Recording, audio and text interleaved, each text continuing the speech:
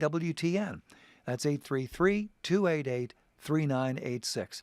If you're listening to us outside of North America, please dial the number 1 and then 205-271-2985. Or you can always send us an email. The address for that, ctc@ewtn.com.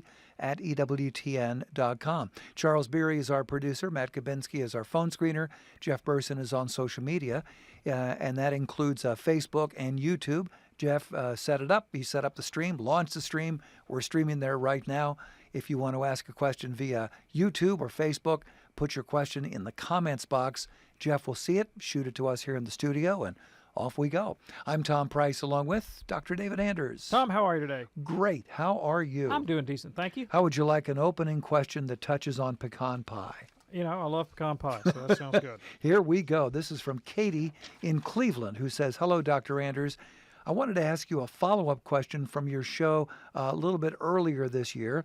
The caller asked a question regarding the Protestant teaching that no one is perfect and unable to sin. I was told as a child when I was a Protestant, thinking of committing a sin is the same as committing the sin, pointing to the Bible verse Matthew 5, verses 27 and 28. Can you please clarify what the Catholic teaching is regarding, quote, sinning in your heart? For example, feeling hatred towards someone, lustful feelings toward another person, and other sins that are not acted upon. Essentially, does drooling over pecan pie send you to confession?" Thank you, Katie in Cleveland. Yeah, thanks. So this is one of the beautiful things about the Catholic tradition, particularly if, like me, you grew up in Calvinism or fundamentalism.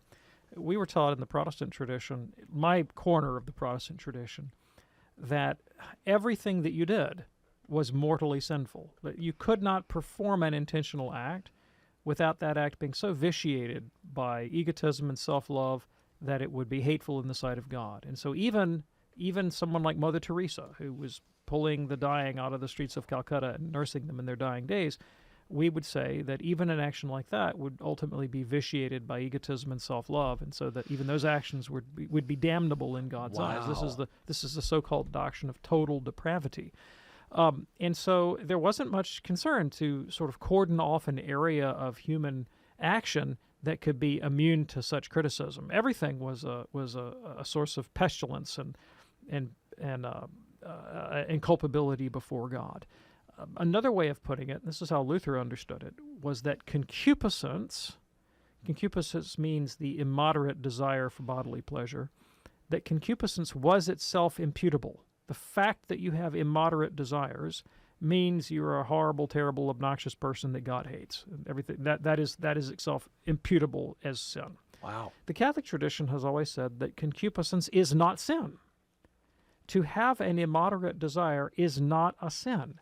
It's what we call one of the wounds of original sin. It's a wound to our nature. It creates the conditions in which sin can occur. If we act on those impulses, yes, we can sin. But to have those immoderate desires, those immoderate impulses, is not itself sinful. It requires a conscious, willing act on your part to become morally relevant. So when you're talking about sins of the interior life, like lust, for example, or gluttony, the distinction I would draw would be between, I might have a powerfully immoderate desire for pecan pie. That itself does not make me sinful. Now, if I start, ordering mail order catalogs of pecan pie, and I log into the, pecan pie social media page, and I spend all of my days staring at pecan pie and drooling over pecan pie, so that pecan pie is totally absorbing my personality and all of my attention. Dreams of Stuckies. Yes, exactly. Now we're talking about something that really, it's an intentional act on my part. I'm really seeking to cultivate, to feed that hunger in a way that does damage to myself and other people. That would be morally relevant. Okay. And we do thank you so much for your email. Here's one from Erica in Silver Spring, Maryland. Rather sad, actually. Erica says, "Hi, I have a friend whose 7-year-old son has passed away. Because he had been baptized but not yet made his first confession, would it be appropriate to have masses said for him? I feel that because he has not yet reached the age for first confession, we can be confident that he is in heaven and instead offer those Masses for his grieving family. My husband feels we should offer Masses both for his soul and for his family as well. Please help us do the right thing. Yeah, I think you're both right. Okay. I think that we should have a very strong and lively hope in this child's salvation. But there's nothing in the tradition of the church that would suggest that it would be wrong to offer Masses for him, right? I mean, no prayer is ever wasted. No Mass is ever wasted. So you can do both. You can have that hopeful expectation, or even that confidence, I should say, in his salvation. But that doesn't mean you shouldn't offer Masses. And look, the Lord knows what to do with grace. He's going to distribute it to the people who need it. Is there a tougher thing for a family to go through than the loss of a small child? I can't even imagine. That is absolutely horrible. Can't even imagine. And certainly, thank you so much for your email, Erica. Thank you also for your prayers on behalf of your friends. And we will keep all of that in prayer here at EWTN. All right, it is Call to Communion on this Thursday afternoon. We are ready to hear from you at 833-288-EWTN.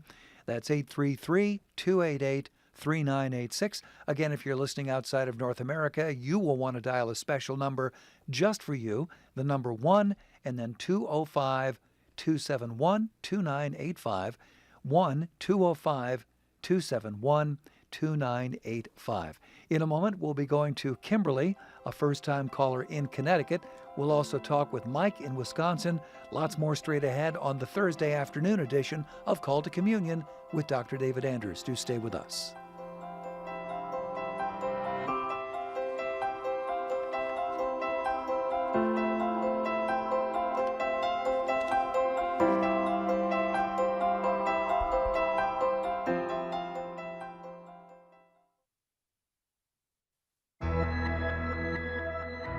The most original Catholic content is on EWTN Radio. Hey, I'm Michael O'Neill, the Miracle Hunter. This week we discuss Marian devotion with Father Ed Broom. Also, a visit with David Carollo from the World Apostolate of Fatima. The Miracle Hunter with Michael O'Neill. Saturday afternoon, 1 Eastern on EWTN Radio.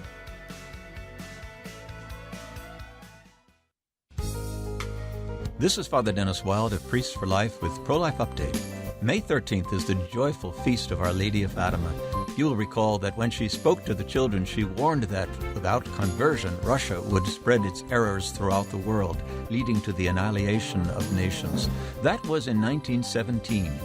3 years later, Russia first legalized abortion, and that era has indeed spread worldwide and has annihilated entire nations, because the number of children killed around the world by abortion every year is 50 million. When we hear prophecies saying that nations will be destroyed, that doesn't mean that it has to happen all at once, nor does it have to happen by a nuclear bomb. Will there be a chastisement of the world? It seems clear to me that there has already been one of major proportions, and it's called abortion. This is Father Dennis Wild on the EWTN Global Catholic Radio Network.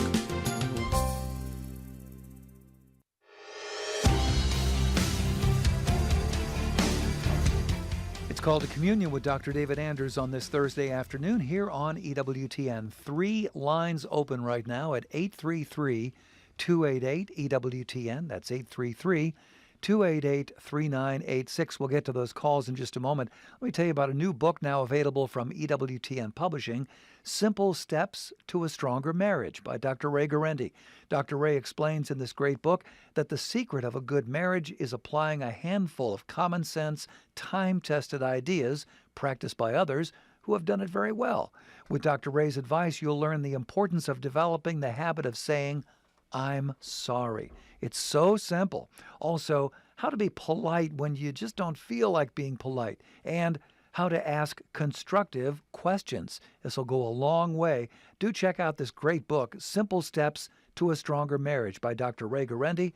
It's a new book from EWTN Publishing, now available at EWTNRC.com. Buy Catholic, shop Catholic, EWTNRC.com. All right, if you're ready now, let's go to the phones at 833-288-EWTN. We begin today with Kimberly, a first-time caller from Connecticut, listening on Sirius XM Channel 130. Hey, Kimberly, what's on your mind today? Hi, how are you? Very well. What's on your mind today, Kimberly? So I was born Catholic. I was baptized, and my mom had since gotten a divorce and remarried a Jewish fellow, and we ended up going to Hebrew school and getting our bar mitzvah and doing all of that, and which was fine, wonderful.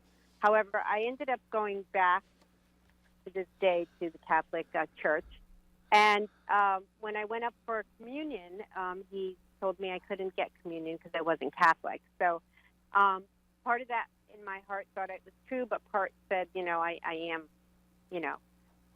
Catholic because I, went and was baptized, and I don't know how to answer that. So I was embarrassed and left, and I still go to church every morning and pray faithfully, but I don't take communion. I just listen to the prayer for those of you who are not receiving communion today, and then I leave.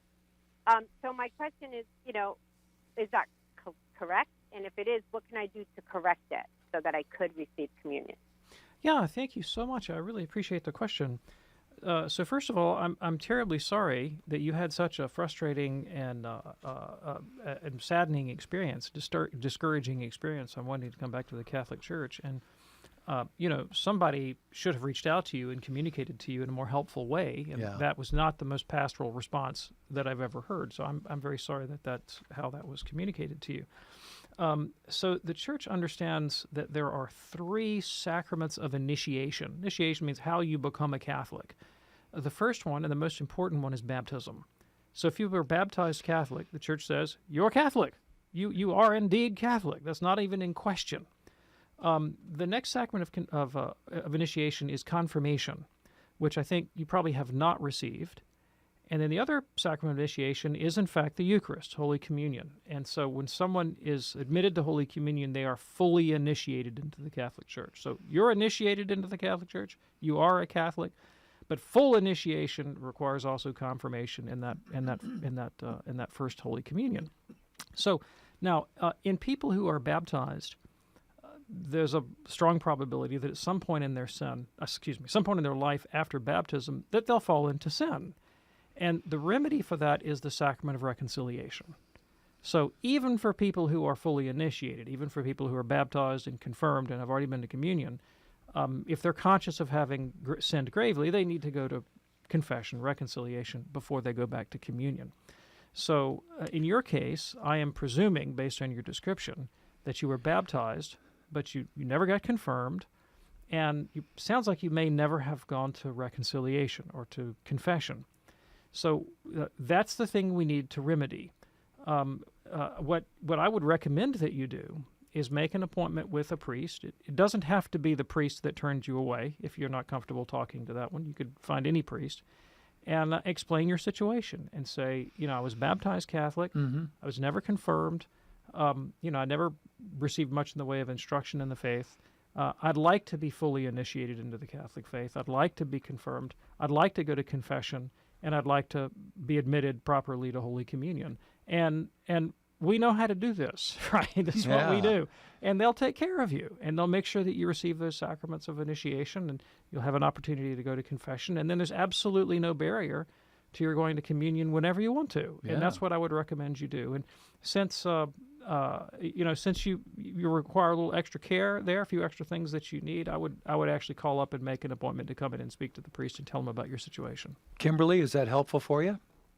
Yeah, very helpful. Thank you so much. I appreciate your time. Thank you. You are most welcome. That opens up a line for you right now at 833-288-EWTN. 2 lines open, 833-288-3986. Call to communion on this Thursday afternoon here on EWTN Radio. Let's go to Mike now in Wisconsin, listening on Sirius XM Channel 130. Hey, Mike, what's on your mind today, sir? Yeah, thanks for taking my call. I'm so grateful for the last person because my personal situation is that I am a practicing convinced Catholic, and I have a reunion with other siblings honoring our mother, who was a devout, convinced Catholic her whole life, and none of my siblings are practicing Catholic.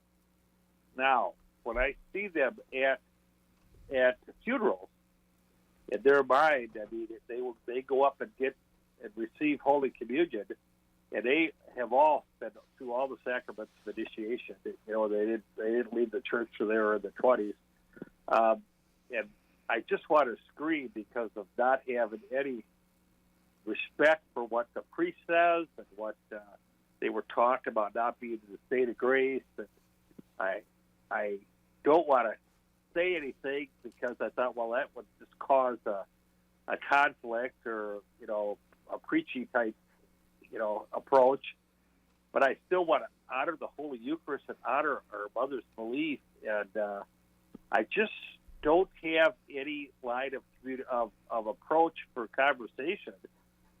And by the way, all my siblings are wonderful people. I mean, they practice faith, and they might be Baptist or Episcopal or whatever. And I'm sure all of them are prayerful people.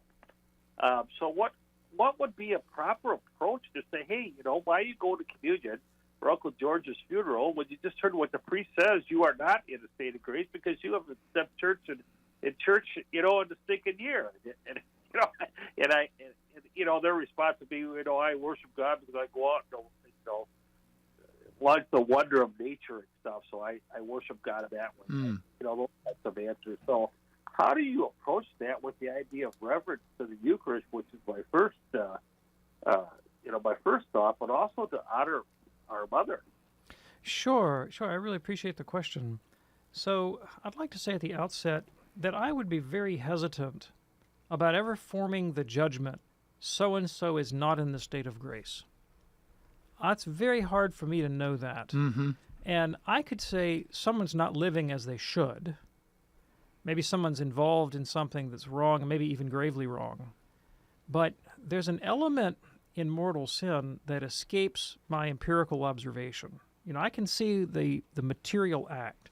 What I cannot see is the interior life of the person, including their degree of knowledge of what they're doing and their degree of freedom. And just to say of someone that they were raised Catholic and they got the right teaching, to my way of looking at it, that may not be sufficient to really form a sound moral judgment about their interior state, because very often people who were instructed in the faith as children didn't really interiorize it. They may have heard it. Maybe they could even have recited it. But they didn't have a coherent idea of the Catholic faith that penetrated their conscience. And so I just wouldn't evaluate a person like that the same way that I would evaluate you or me or Tom, somebody that I know is actively practicing and really does internalize it and understands it. So for that reason, I'm hesitant to say of someone they're not in the state of grace. And I wouldn't necessarily form that judgment about your siblings. But you could say they're doing something that's objectively wrong. That is true. That is true. How to communicate with them? Well, you know, in terms of the reasons that a non-practicing Catholic or an ex-Catholic or a non-Catholic should not receive Holy Communion, well, there are many. And one of the most important is that by going to communion in the Catholic Church, you are signaling by your action that you believe the Catholic faith. That is what communion means to a Catholic. I know that that's not what it means to a Baptist. When a Baptist receives the Lord's Supper in his own Baptist church, he doesn't think that by doing that he is affirming the Philadelphia Confession of the Baptist denomination. I understand that. He thinks this is a private act between him and Jesus. That's not what it means within the Catholic tradition. The context changes the meaning. And in the Catholic Church, to go to communion means, among other things, I believe the Catholic faith. And so a person who performs that action is embracing by their action a profession of faith that they deny. That's a kind of performative contradiction. They're pledging with their actions something that they don't believe. That's a hypocritical thing to do. They're bearing false witness, as it were. And that's problematic. They ought not to do that. Another reason that they shouldn't go to Holy Communion is that when they put themselves outside the church, they put themselves beyond the church's scrutiny and jurisdiction. And as you know, St. Paul says that if we go to communion unworthily, that we can actually eat and drink our own condemnation, that it doesn't do us any good to go to communion if we receive unworthily. And the way the church can verify that a person is worthy to receive is because of their access to the confessional. It's a tribunal. It's a juridical act. The priest actually forms a judgment. This person is contrite. I absolve them. And that way they can authorize you to go to communion. If you put yourself outside the jurisdiction of the church isn't judging you.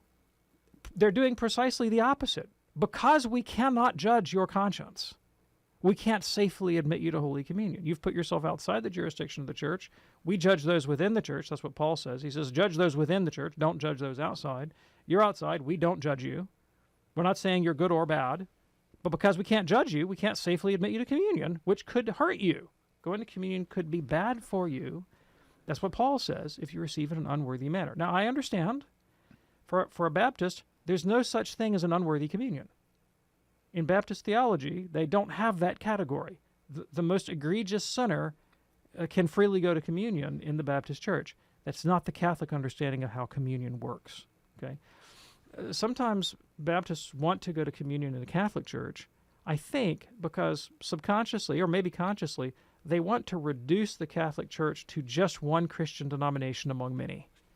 And since for them, our communion in Christ is a matter of having a relationship with Jesus in your heart, and denominational differences don't matter, that common communion, that shared communion, is a way of affirming that we're all brothers and sisters as I define the term. Right? It's sort of forcing the Catholic to accept the Baptist understanding of the church. If I get to go to communion in the Catholic Church and I'm a Baptist, that means there's really no difference between a Catholic and a Baptist, and all you guys are Christians with me on my terms. But the Catholic Church rejects that understanding of the church. Like we think there's one church, and we'd like to all belong to it, but we don't think that the basis for membership in the one church is having a personal relationship with Jesus, a la Baptist Church. And so you shouldn't expect Catholics to implicitly affirm a Baptist understanding of relationship with Christ and to demonstrate that by admitting you to Holy Communion. Right? So there's just waves upon waves of complication here involved in this act. What they think of as a kind of harmless act actually involves all kinds of duplicity. Now, it may not be conscious, it may not be willed, it may not be spiteful, it may not be malicious, but it really is in contradistinction to what Catholics believe, and why would you want to affiliate yourself in this way and bear false witness against yourself? Now, can you communicate that to your siblings effectively? Probably not. In my experience, no. Yeah. My guess is they already know what you think, and they don't care. They don't care. The best you can do is tell the priest, there are some non-Catholics coming today. They are members of my family. They are not practicing the faith. They're not going to confession. They're not properly disposed. Please warn them not to go to communion. The priest will do what he does. At that point, it's out of your hands. Mike, thanks so much for your call. Here's an anonymous emailer that says, one of my dearest friends from high school was killed in a car accident a few years ago. After her passing, I became close to her young adult daughter. On one of our visits, she gifted me with a small jar that contained some of my friend's ashes. I was hesitant to take the jar, but I did. Now I feel that was perhaps not the right thing to do. Can you explain the Catholic view on what is appropriate for cremated ashes? And please give me your recommendation on what I should now do with these ashes. Yeah, thank you. So what you didn't tell me was whether your friend was a Catholic or not, and that is material. That makes a difference. Okay. When a Catholic dies, that person's body can be cremated, provided the remains are handled in a respectful way and placed in a columbarium or a cemetery or reposed in the way that you would repose a dead body. We don't split them up in jars and pass them out to the neighbors. We don't dump them into the Ganges or scatter them across the Pacific or the Allegheny Mountains or something like that. But most of those kinds of activities, many of them in fact, are inspired by superstitious ideas about the afterlife, such as the doctrine of reincarnation, for example, or a belief that the body is really ultimately of no account, whereas for a Catholic, the body is sacred and will be raised again with Christ on the last day, which is why it should be treated in a sacred manner. For non-Catholics, they don't fall within the Church's jurisdiction, and canon law would not touch the disposition of their bodies. So that's a little bit different. What should you do with your friend's ashes now that you've received them? Well, if they're Catholic, I would definitely want to repose them in a Catholic place. If not, we might have to make other arrangements. There you go. Thanks so much for your email. We'll be back with lots more on Call to Communion in just a moment. Stay with us. EWTN Global Catholic Network is the largest religious media network in the world. 11 global TV channels, English and Spanish radio networks with over 500 AM and FM radio affiliates, one of the largest Catholic websites in the world, dozens of podcasts every week, social media, electronic and print news services, and EWTN Publishing. EWTN is the global Catholic network. For more about EWTN, visit EWTN.com.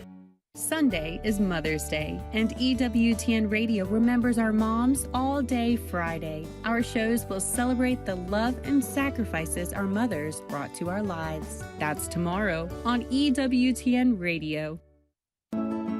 Father Benedict Groeschel.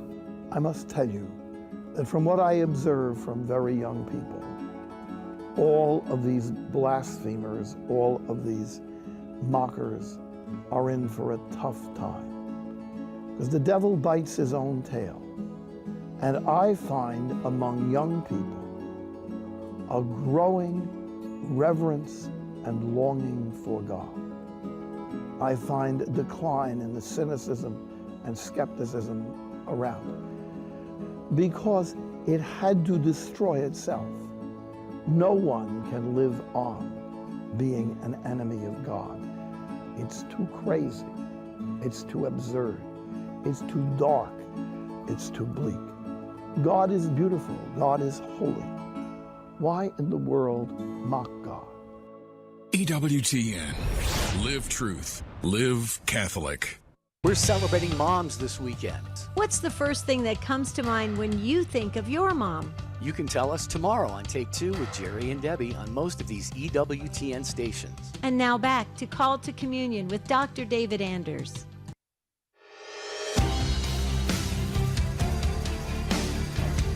It's Called to Communion on this Thursday afternoon here on EWTN. We do have a couple of lines open if you want to give it a shot. 833-288-EWTN. If you call right now, hopefully we can get you on today's program. 833-288-3986. Hey, our friends in Northern Ohio need to hear from you next week. Annunciation Radio. They are based in Toledo. They are airing their spring share-a-thon next Wednesday through Friday. So if you're listening to any of their great stations in Toledo or in Bowling Green, Lexington, Sandusky, Port Clinton, Willard, Eden, Byron, or Bryan, anywhere really, please remember to support your Catholic radio station. This is kind of high season for spring and fall fund appeals from our local affiliates. They really need to hear from you to, keep the lights on, keep those stations on the air. And speaking about EWTN, I want to, first of all, wish all of our mothers out there a very happy Mother's Day coming up this Sunday. Tomorrow on EWTN Radio, we're going to be doing a bit of a shout out to all mothers on pretty much all of our live shows, beginning with the Sunrise Morning Show all the way through Catholic Answers Live. And so be sure to tune in and hear what we have to say about some of the heroic sacrifices that mothers, our mothers, my mother has, offered up on behalf of the family. Look for that tomorrow right here on EWTN Radio. Let's go to Daniel right now in Missouri, listening online, EWTN.com. Hey, Daniel, what's on your mind today, sir?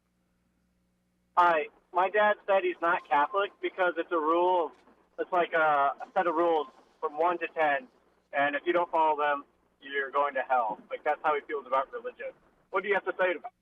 Yeah, thank you. I really appreciate the question.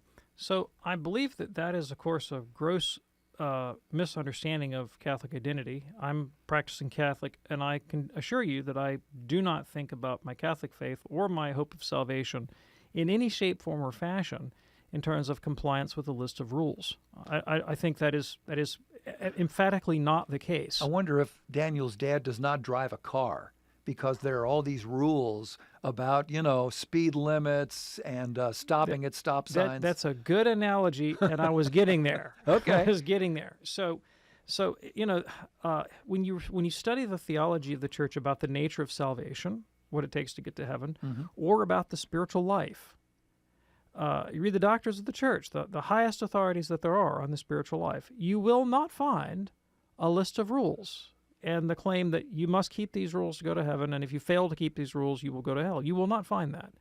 What you will find instead is a detailed description of the kind of interior transformation that needs to take place within the human heart, from being a selfish, egotistical, proud, lazy individual, self-serving, to someone who has come to see the world through Jesus' eyes, a change of my consciousness so that I have compassion for the poor and for the sinner and for the sick and for the alienated and for the foreigner and for the weak, that I don't think less of myself, but that I think of myself less, and I look to the needs of others, and that my life is transformed in charity, and that I carry out my daily activity in habits of virtue, not following rules, but having a deep habit of justice and fortitude and temperance and faith, hope, and charity embedded into my personality, so that I'm the kind of person that you'd want to be around. And, I'd hope to aspire to be that. The sort of fellow that when you're at the end of your days, your family looks up to you and says,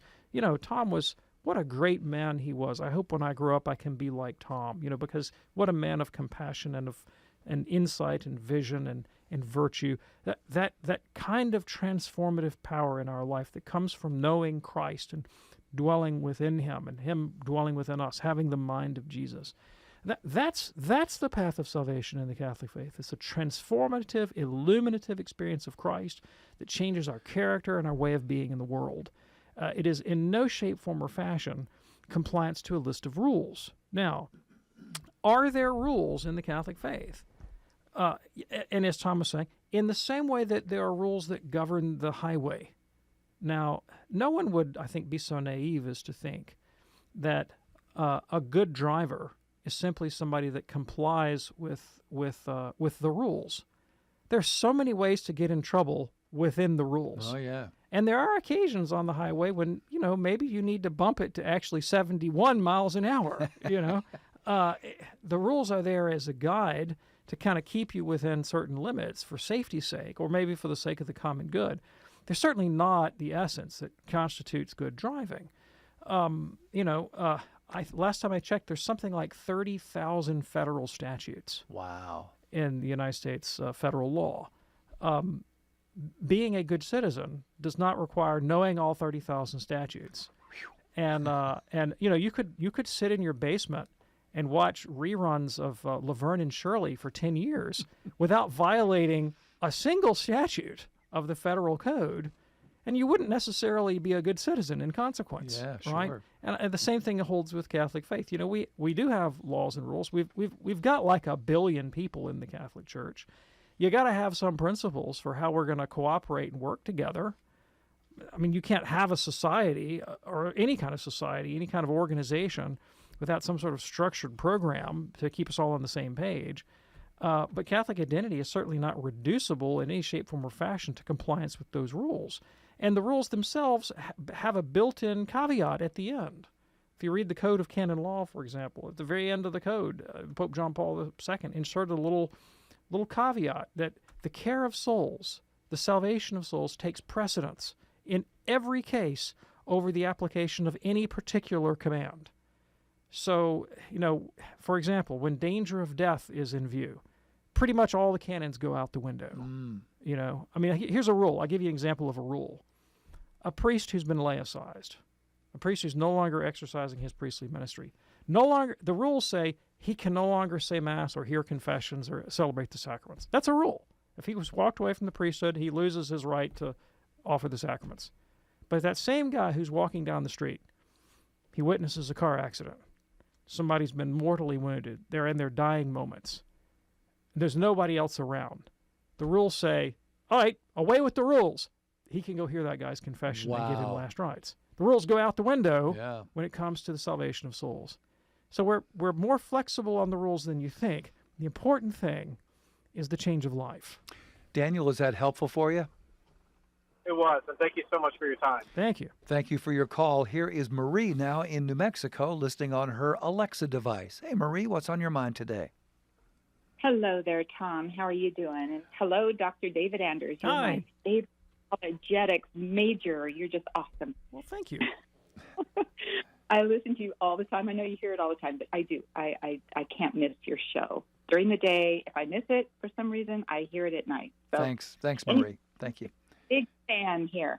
So I have a little bit of an issue. I have been an administrator of the Holy Eucharist for the last 30 years. Mm-hmm. And there's a gentleman that is also a Eucharistic minister. He, just in the last 5 years or so, I've been on Facebook with him, and he's obviously gay, and obviously puts his lifestyle out there. And now it's getting to the point where when I have to serve with him, I just have this real animosity towards, his lifestyle. And I'm not really sure what to do about it. I've got a wonderful, wonderful priest.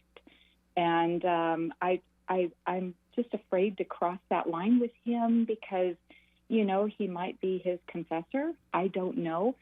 So I kind of just need a little bit of advice as to how to handle that. Yeah, thank you. I appreciate the question a lot. So when it comes to homosexuals serving in public ministry in the Catholic Church and whether or not they may have a relationship with the priest in the internal form and the confessional that would give the priest some kind of privileged access that you don't have, I know of situations just like this, where there are homosexual men and women who have in the internal forum, and I only know this because the penitent has told me, not the priest. The priest obviously never divulges this kind of thing, right?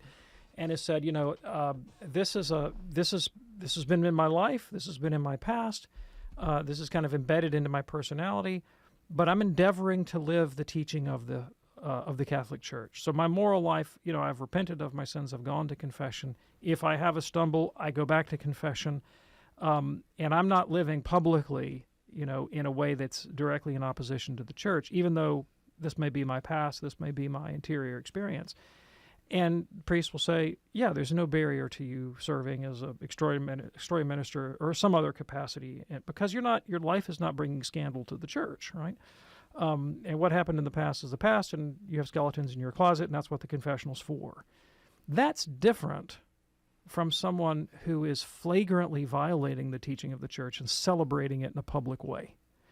And the Church is actually pretty clear on this, that there are moral qualifications for being an extraordinary minister of Holy Communion. Now, you're not qualified, you don't have to be a saint to be an extraordinary minister, and you can still be somebody who sins mortally. But you're someone who sins and goes to confession. You're someone who seeks to amend their life.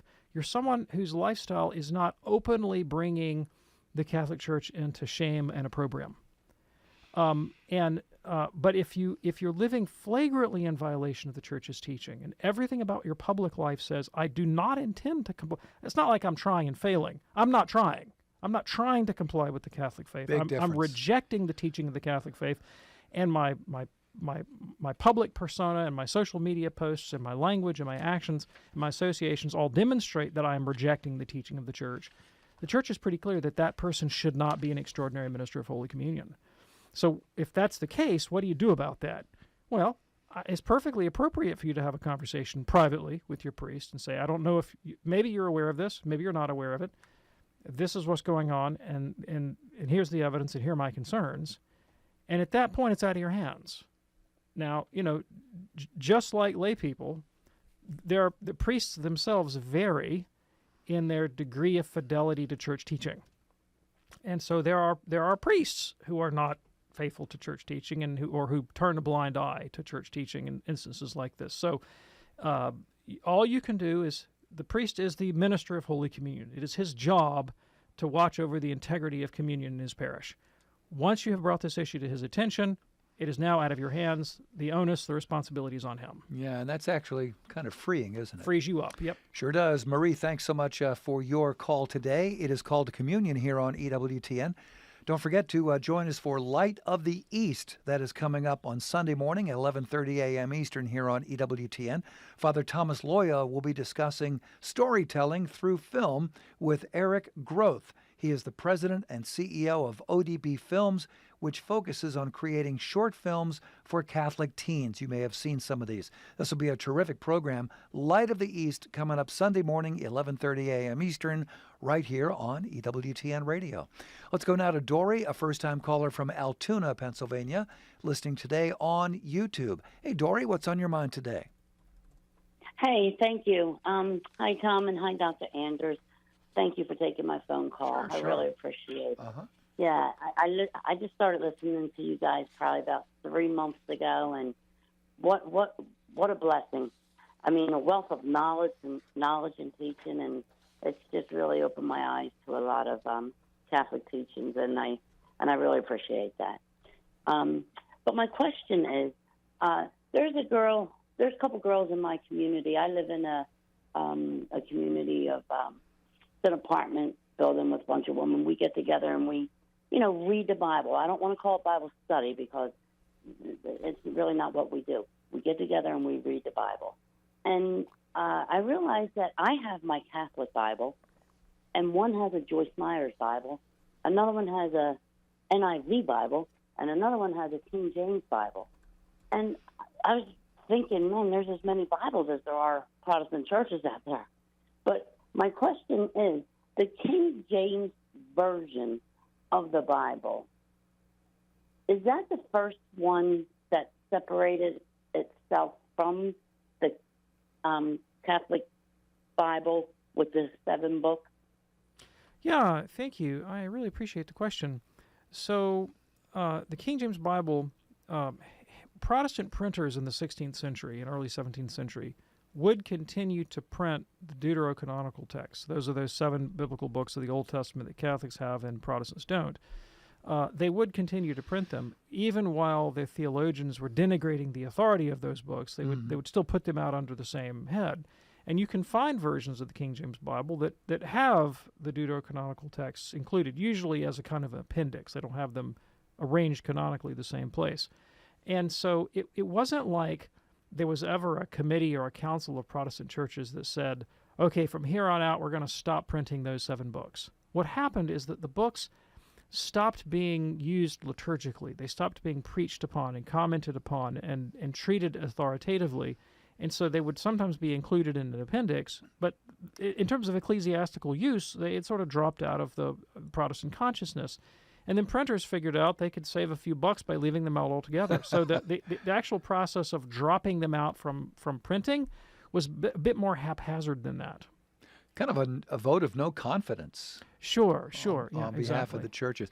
There you go. Dory, thanks so much for your call. Here's Gerard in New York, listening on Sirius XM Channel 130. Gerard, what's on your mind today, sir? Oh, thanks for taking my call. So I have a rather unusual question. Because, first of all, I am an extraordinary minister at my church. I do a lot of odd jobs there. And one of my jobs is Friday nights I go and I swap out the visual candles. And usually that's my time for my, holy hour. So I'll stay there, I station the cross, those are the other prayers. And I was just wondering, could it be, before I asked my priestess, I thought I'd run it by you guys. If I took the host of the tabernacle, put it in the monstrance, and then just adored it for an hour, then put it back, I'm the only one in the church. Would that be legal, or what do you think? Yeah, I would definitely not do that. I would not take it on my own authority to manipulate the Blessed Sacrament from the Tabernacle without specific permission from the parish priest. Yeah.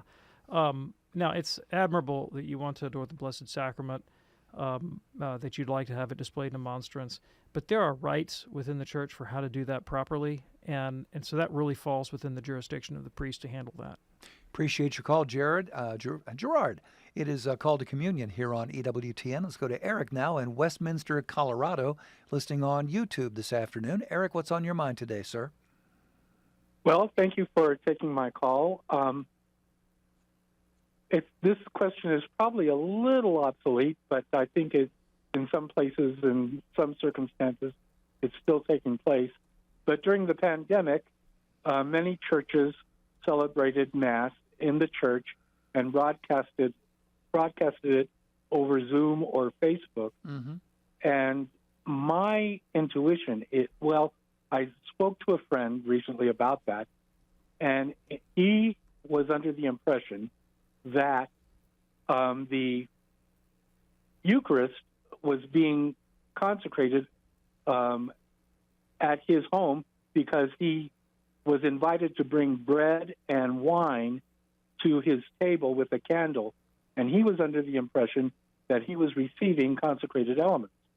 My intuition is, of course, that he was not receiving the body and blood of Christ, and my intuition tells me that the reason is because those were reproduced voices that, and so therefore could not consecrate a valid Eucharist because they were delayed and reproduced and therefore artificial voices.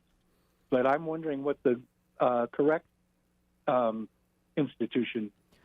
correct interpretation of that would be. Yes, thank you. So you are correct that your friend was not receiving the consecrated host or chalice, and it not only because these masses were being rebroadcast from a recording, but also because that's not how you consecrate the Eucharist. You don't consecrate the Eucharist in absentia. You can't do it online. You can't consecrate the Eucharist on the other side of the planet. You know, the Eucharist that's consecrated is the one that's present. The valid matter is on the altar with the priest. And his intention is to consecrate that matter and not something someplace else. So he was not receiving the Blessed Sacrament.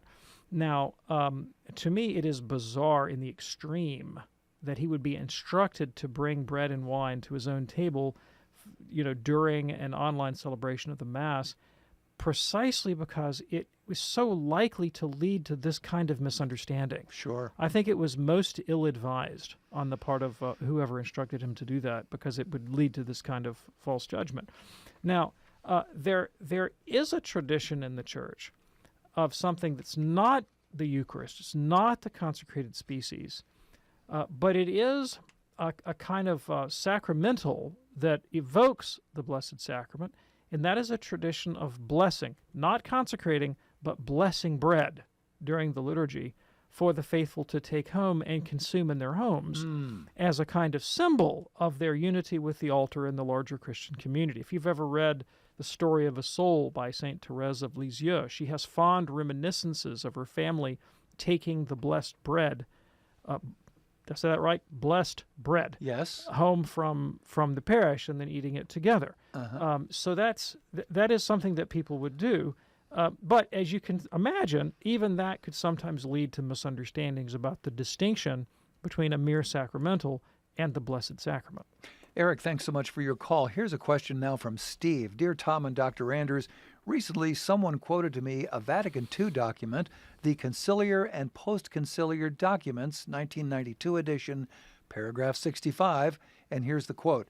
Having entered deeply into the history of salvation, Mary, in a way, unites in her person and re-echoes the most important doctrines of the faith, and, underlined here, when she is the subject of preaching and worship, she prompts the faithful to come to her Son, to his sacrifice, and to the love of the Father. I was shocked and discouraged to hear this. You and I have often said we do not worship Mary, but suddenly I have discovered that in this version, which is officially approved, Mary is worshipped. So have we been lying all along and denying the truth that Mary really is supposed to be worshipped in the Catholic Church? If not so, then why would a Vatican II document say this? Thanks, Steve. Yes, thank you. So I would have to go look at the Latin typical edition, and I don't have the Latin in front of me at this moment. I could look it up, but I just don't have time. Yeah. I am thinking that the Latin word that is translated worship here is probably cultus, which basically means liturgical service, right? And is an appropriate word to use with reference to the veneration of the saints. Now, the word worship is ambiguous, And when I say on the air, quite frequently, Catholics do not worship the Virgin Mary, I am using the term the way it is most often understood in colloquial American 21st century English, to mean the divine honors that are paid to God alone. There is an older use of the English word worship, which can be used in other contexts. So, for example, in the old Anglican marriage liturgy, the bride and groom would say to one another, "With my body I thee worship." And your worship was an ecclesiastical title that would have been used for English bishops. Oh, this, yeah. this kind of thing, you know. Mhm. There is a 19th century American Catholic theologian who wrote a treatise about the worship of Mary and the saints, not at all meaning paying them divine honors due to God alone, but in this more extended sense of veneration, cultus in Latin, right? So I think that this translation that you're reading reflects that older usage and probably that Latin word cultus. Now, I have the very same text open in front of me right now. I pulled the phrase up in the internet and was able to find it. All right. Here is how, on the EWTN website, using a different translation of the same Vatican document, we see, having entered deeply into the history of salvation, Mary in a way unites in her person and re-echoes the most important doctrines of the faith, and when she is the subject of preaching and veneration. So what one translation translated as worship, another translates as veneration, I'm almost certain is probably the Latin word cultus. Sure. Very good. And one last question here from Amber watching on YouTube. She says, I'm Catholic. My mother comes to pray with me and just might convert to the faith, but she doesn't believe in Paul's writings. Do you have a suggestion on how to explain how Paul's writings are legitimate? That's odd. So Yeah. she comes to Mass and she's thinking of becoming Catholic, but she rejects the canonicity of the Apostle Paul. That's bizarre. So, I really want to enter into dialogue with this woman and see where she's coming from. But the long and the short of it is that the Church has proclaimed the canon of the New Testament from Matthew to Revelation. These 27 books are sacred scripture, including the 13 canonical letters attributed to St. Paul. That's part of the biblical tradition, is part of the Catholic tradition. Now, I will say that sometimes people have a false idea that St. Paul and Jesus are somehow in conflict. I've heard that many times. Really? Yeah. And there is a change of perspective and tone between the teaching of Christ in the Gospels and the teaching of St. Paul. But I think it's more than possible. I think it's extremely important to recognize that there's really profound continuity between Jesus and Paul. And what people sometimes think of as contradiction, I think really boils down to a misinterpretation of Paul. Maybe because Paul came along a little bit later than the other apostles? I don't know. Well, sometimes that was the case in his own lifetime. There are people that rejected Paul because he wasn't one of the 12. Sure. Well, there you go. And Amber, we hope that's helpful for you. And Dr. David Anders, thank you, sir. Thanks, Tom. We do this program right here on EWTN Radio Monday through Friday at 2 p.m. We are live just about every day, unless we're airing a special mailbag program for you. And then we repeat the live show at 11 p.m. Eastern, 8 p.m. on the West Coast. Be sure to check out the podcast anytime you wish at EWTNradio.net. I'm Tom Price along with Dr. David Anders. See you next time. Have a wonderful day and God bless. This is Conversations with Consequences, where we delve deeper